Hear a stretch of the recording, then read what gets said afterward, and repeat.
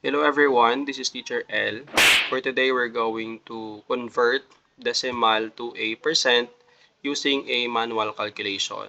So, meaning to say, hindi tayo gagamit ng calculator. So, for our first example, convert 0.75 to percent.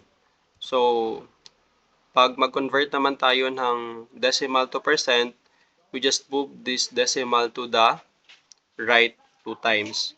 So unlike sa percent to decimal, we move the decimal into the left. So that would be 1, 2. Meaning to say dito na ang decimal point and we just add 0, 0, 0. So that would be 0.75 is equivalent to 75%. For our second example, convert 0.575 to percent.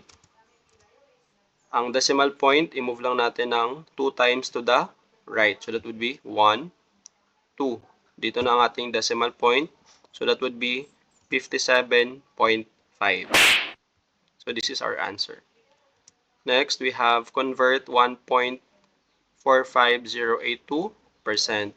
So in order to convert this to percent, move lang natin tong decimal point na to the right 2 times. So that would be 1, 2.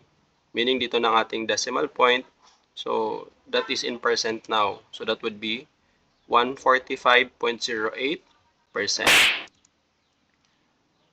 Next, convert 2.58702%. So same lang, i-move lang natin tong decimal point na to 2 times to the right. So that is 1, 2.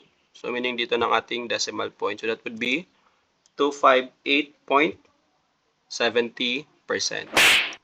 Next, convert 0.057012%. So for this example, move lang natin tong decimal point na to the right 2 times. So that would be 1, 2.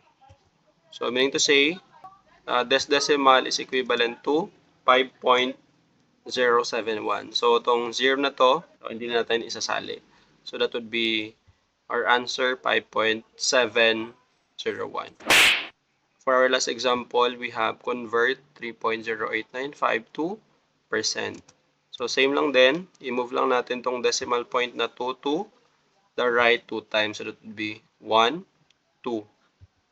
So our answer would be 308.95%.